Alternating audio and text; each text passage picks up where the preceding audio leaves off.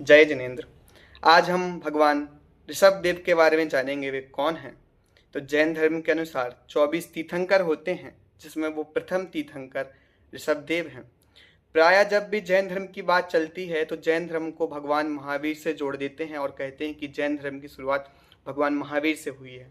ईसा पूर्व 6वीं शताब्दी में क्रियाकांड, बलि, अहिंसा का तांडव था, तब भगवान महावीर ने जैन धर्म की उत्पत्ति की।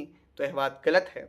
लेकिन आप कहें कि आदिनाथ से या ऋषभ देव भगवान से तीर्थंकर की उत्पत्ति हुई है, तो यह बात भी नहीं है, क्योंकि जैन धर्म कहता है कि जैन धर्म अनादि निधन है और ऐसे कई योग होते हैं और हर योग में 24 तीर्थंकर होते हैं।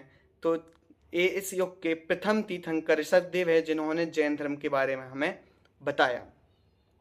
तो अब कौन है ऋषभ देव? तो ऋषभ देव अयोध्या के एक राजकुमार थे, जिनके पिता का नाम नावी राय और माता का नाम मरु देवी, जो 14वें कुलकर माने जाते हैं नावी राय, उनके पुत्र थे राजा ऋषभ कुमार। ये राजा क्यों है और भगवान क्यों कह रहे हैं? क्योंकि जैन धर्म में कोई भी अवतार नहीं है, कोई पहले से भगवान बन के पैदा नहीं होता है। जो व्यक्ति पुरुषार्थ करता है वह भगवान बन जाता है। तो ऋषभ देव ने, जिनकी आयु 84 लाख पूर्व थी, उन्होंने राज्य किया। उनकी 2 पत्नी थीं, नंदा और सुनंदा। आज हम कहते हैं कि महिलाओं को शिक्षा देनी चाहिए कि नहीं देनी चाहिए, उनको अधिकार है कि नहीं। तो इस युग के प्रथम तीर्थंकर अपनी दोनों पुत्रियों को विद्या देते हैं। वह ब्राह्मणी और सुंदरी उनकी 2 पुत्रियां थीं। तो ब्राह्मणी को उन्होंने लिपि का ज्ञान दिया और सुंदरी उन्हें अंक विद्या दी। ऐसे राजा ऋषभ कुमार ने अपनी दोनों ही पुत्रियों को शिक्षित किया और उद्घोष किया कि कोई भी शिक्षा ग्रहण कर सकता है, चाहे वो स्त्री हो चाहे पुरुष। और उन्होंने प्रजा को असी मसी कृषि का ज्ञान दिया।